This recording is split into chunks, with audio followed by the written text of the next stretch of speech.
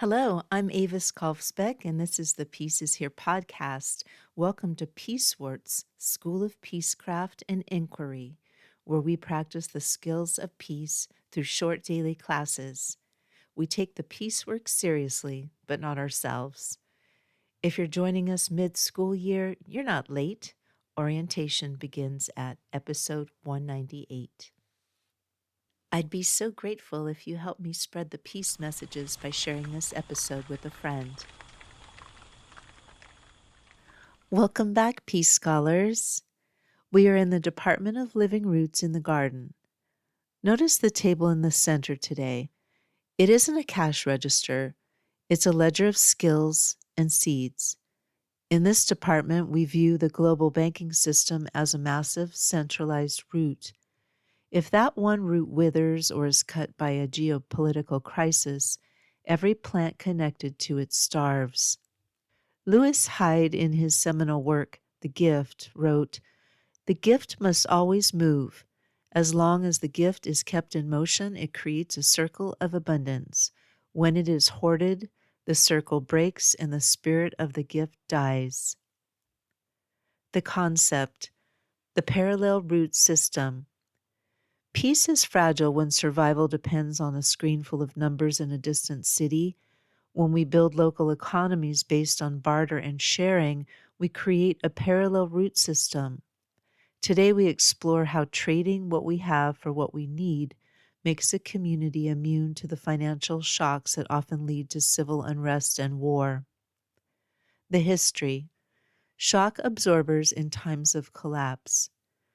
Our lesson today is about how local exchange systems function as a biological shock absorber during state failure and financial collapse.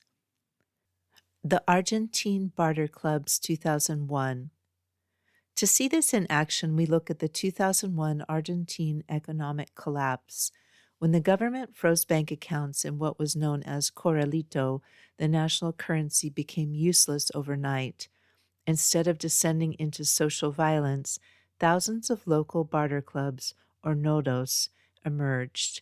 Millions of people traded food, clothing, and medical services directly using community-printed credits. Because they had a system to move resources without a central bank, they prevented widespread starvation. They proved that when the abstract economy dies, the living roots economy can keep a civilization standing. Time banking, Japan, the UK, and the US. The modern movement of time banking operates on a simple rule: 1 hour of service equals 1 time credit, regardless of task. In Japan, following a surge in the elderly population, the Hureai Kippu, carrying relationship tickets, system was established in 1995. People earn credits helping the elderly, which they can spend on their own parents' care in another city. In the United Kingdom, Time Banking UK has shown that for every pound invested, the community sees a £10 return in social value, specifically by healing the loneliness epidemic we studied in Class 10. In the United States, civil rights lawyer Edgar Cahn pioneered time banks to empower neighborhoods hit by industrial decline, like TimeBank Mahoning County in Ohio. By valuing a plumber's hour the same as a driver's hour, they rebuild the social fabric that poverty usually tears apart. Indigenous gift economies, the Potlatch. Long before modern banking, the indigenous nations of the Pacific Northwest used the Potlatch system. In this economy, status was not earned by how much you accumulated, but by how much you gave away. The potlatch functioned as a massive redistribution of wealth. It ensured that no one family could hoard resources while others went hungry, preventing the social imbalances that lead to conflict. It was economic resilience built on the logic of the gift. I give to you today because I know the system will give to me tomorrow. The thesis, reciprocity as local security.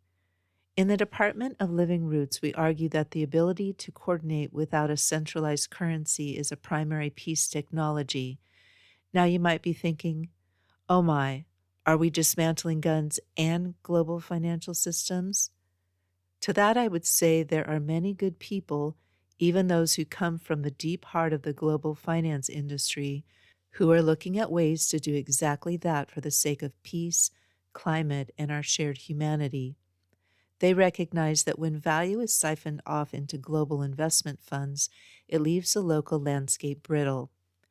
To counter this, we look to the common vessel of local currencies.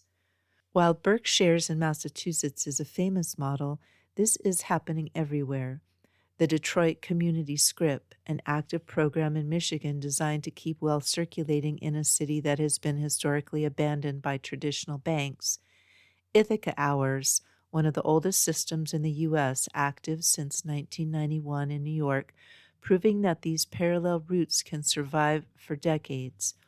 Goldbacks, a voluntary currency backed by physical gold used in states like Utah, Wyoming, and New Hampshire to anchor value in something tangible.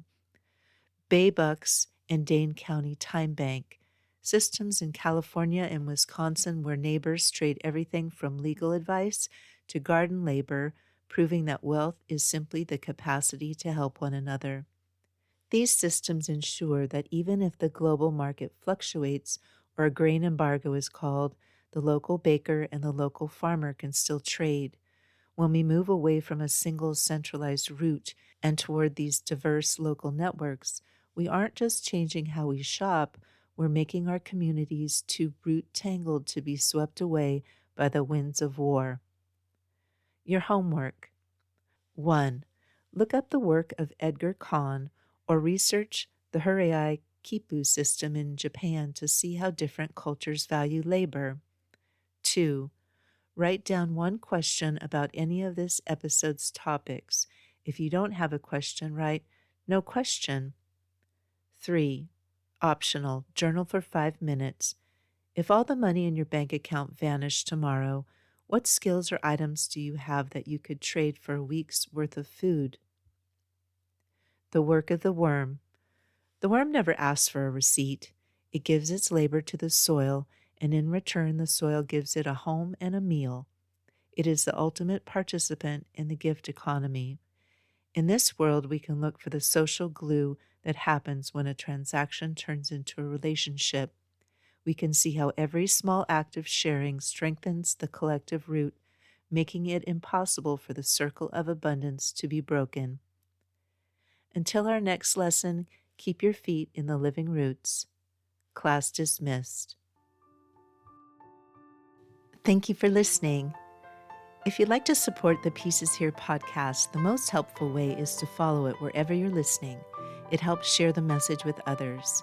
You can also support this piecework at my Patreon for $4 a month, about what a used paperback goes for these days. Just go to Patreon at patreon.com/Avis Kalfsbeck. That's AVISKALFSBEEK.